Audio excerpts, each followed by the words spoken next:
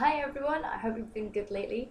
I know it's been a while since my last video, so here's a new one for you. Today I'm just going to make a little tutorial type thing, I guess, on how I add roots to my wigs to make them look a little bit more natural. As you can see, if I take my hairband off and really mess up my hair, I just added roots in to make it look like it's kind of my natural hair that's grown out. As much as I wish this was my natural hair, it's not going to happen. So here you go. I hope you enjoy the video. Okay, so all you need is your wig, obviously, and for that I have this wonderful, beautiful, fantastic thing here by Geisha Wigs. This one is Violet Falls. I keep wanting to say lilac for some reason, but no, this is Violet Falls. And I think she's something like 80 centimeters in length, which is really long. That's like half of my height, I think. But it's beautiful. I love it. I can't wait to get these roots added on. Now, if you look, like, although you can't really see the tracks in this one, if you wanted to restyle it and pull some of the hair back, you can. This wig's actually really thick. You can, if I pull hard enough, see the little lace tracks underneath. But when you add roots to this, it helps disguise those a little bit and makes it easier to restyle them because you just see the black roots rather than the tracks. All you need is, boom, permanent marker. I've got a one by Sharpie because it's the only one I could find. But I've used cheap Tesco markers before, and that works just fine. So I would say though it has to be a permanent marker, otherwise if it rains it's just gonna go and flood out your hair. Nuggets. I find it easiest to start with the edges of the wig first, like this. There's the little side bit there where your ear would be. And what you want to do, this is really hard to demonstrate, by the way. Like, it's so much easier when you can just sort of sit back on the sofa, put something good on to watch, and do it in your own time. But here we go. You just want to pull apart the hair as much as you can and then marker in the lace underneath.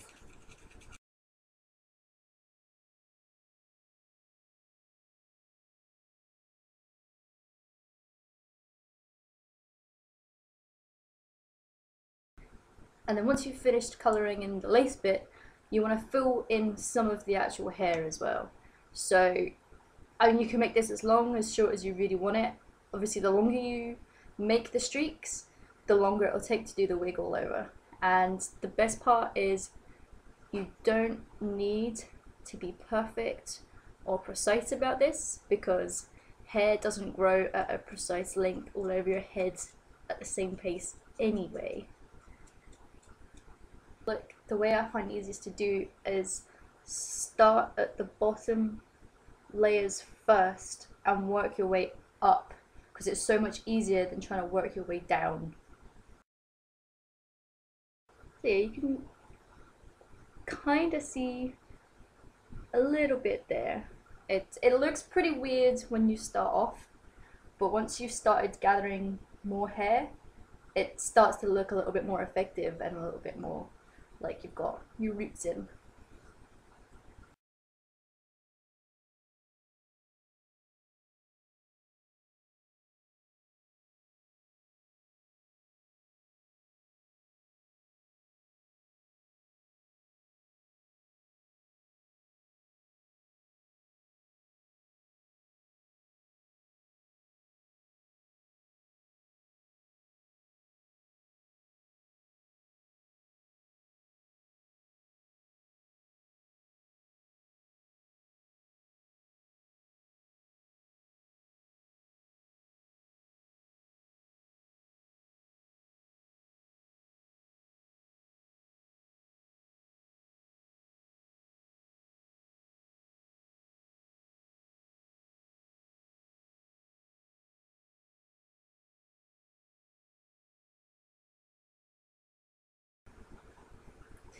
There'll be a point later on when you've finished doing the sides that at the top of the wig where the crown kind of starts, you'll see that it starts to go all the way around as the top of the wigs kind of go around like that in a big sort of spiral. But I tend not to do that straight away. I like to get both the sides done first. Also, when it comes to the front of the wig on the underside, you'll see like this bit here, I colour in all of that and then spray it out on the hairs as well.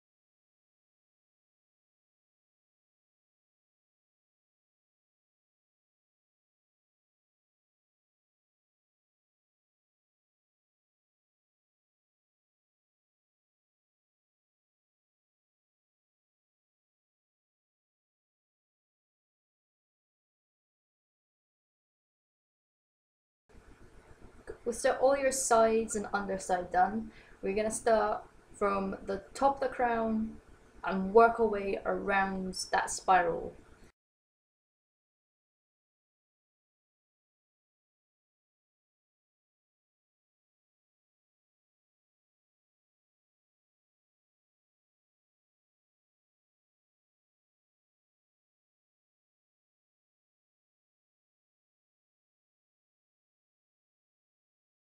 So, just wrap that around my hand, get it out of the way. You see what I mean? It's in a circle all the way around the top. And it's pretty much the same sort of premise as before. You want to fill in the colour of the track and then flick your pen up and down to cover the hair. And that's it. Simple as that.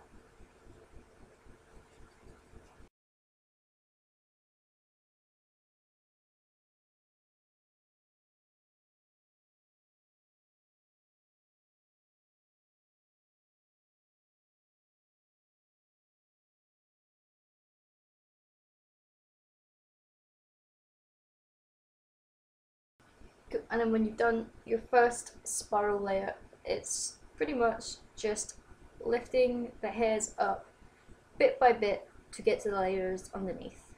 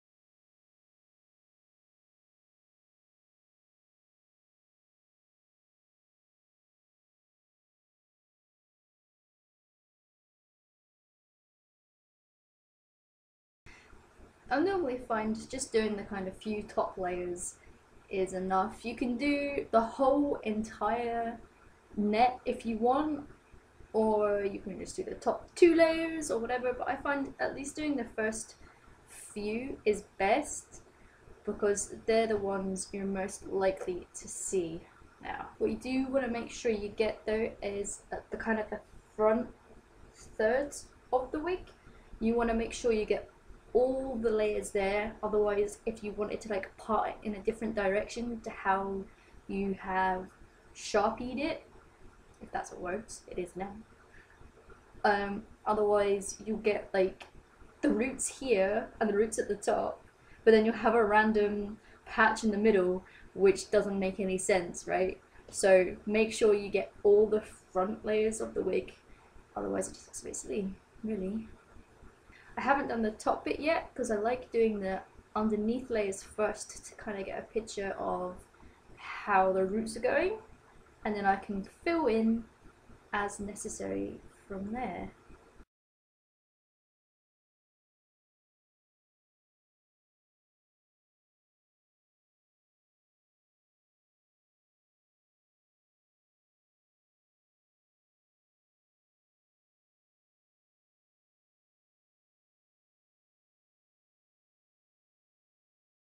There we go, that's that all done. It takes about half an hour usually, maybe a bit more, a bit less, depending on how long and thick the wig is, because that makes it more awkward. And there is the difference. So that's the crown of the wig, and you can see I've done a few layers at the back, and that's the front there. And from where I filled in the whole 3/4 of the front of the wig, you can part it in any direction you like, and not only do you get no tracks, you get nice roots and it looks natural. Yay! And show you what it looks like on.